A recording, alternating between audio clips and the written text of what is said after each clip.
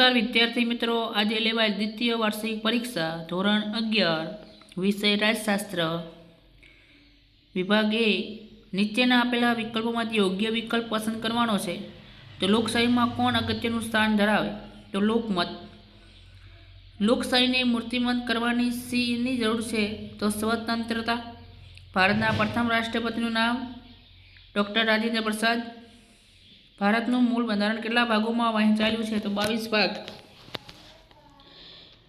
RT right to education કઈ કલમ હેઠળ સમાવિષ્ટ છે? તો કલમ 21A આવશે।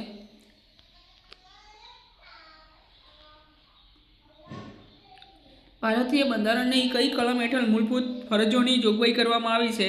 તો 51A। કયું ગૃહ કાયમી છે? તો રાજ્યસભા એ કાયમી ગૃહ છે। લોકસભામાં વધુમાં વધુ કેટલા સભ્યો હોય છે? તો 552। રાજ્યસભામાં ગુજરાતને કેટલી બેઠકો ફાળવવામાં આવી છે? તો 11। ભારતના રાષ્ટ્રપતિ રાજ્યસભામાં કેટલા સભ્યોની નિમણૂક કરે છે? તો પોતે પોતાની સંમતિથી 12 સભ્યોની નિમણૂક કરે છે। વિભાગ બી બિન સાંપ્રદાયિકતા એટલે શું? ધર્મની બાબતમાં સમાન બાંયધરી આપવી।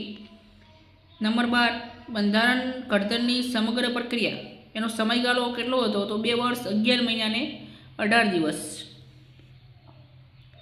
કઈ કલમ 32 શું દર્શાવે છે? સર્વોચ્ચ અદાલતમાં બંધારણીય પોતે હક સામે લડી શકે છે અને પોતે પોતાના નાગરિકનું રક્ષણ પણ કરી શકે છે।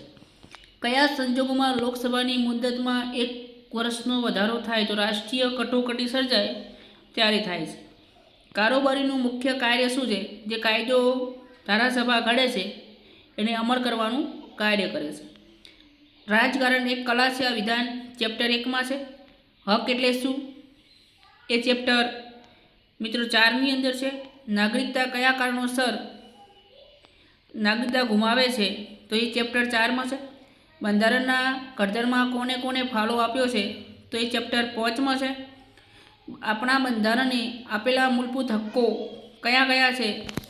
તો જે આપણને મૂળભૂત હક્કો પ્રાપ્ત થયા છે એ 6 હક્કો ચેપ્ટર 5 ની અંદર છે। ધારાસભાનું મહત્વ શું છે? ચેપ્ટર 7 માં છે।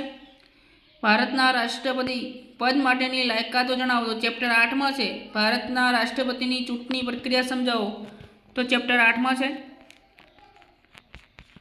હવે મિત્રો વિભાગ ડી હકારાત્મક અને નકારાત્મક સમાનતા ચેપ્ટર 2 માં જે કેબિનેટ મિશન દરેક મિત્રો અહીંયા તમને જે જોવા મળશે કયા ચેપ્ટરની અંદર કયો પ્રશ્ન સમાવિષ્ટ છે એ તમે અહીંયા સામે ચેપ્ટર લખેલા છે તમે જોઈ શકો છો।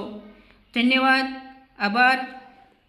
અમને પૂરેપૂરો સંતોષ છે કે તમે વિડીયોને નિહાળ્યો હશે, લાઈક કર્યો હશે, શેર કરજો, સબસ્ક્રાઈબ કરજો અને જય હિન્દ, જય ભારત।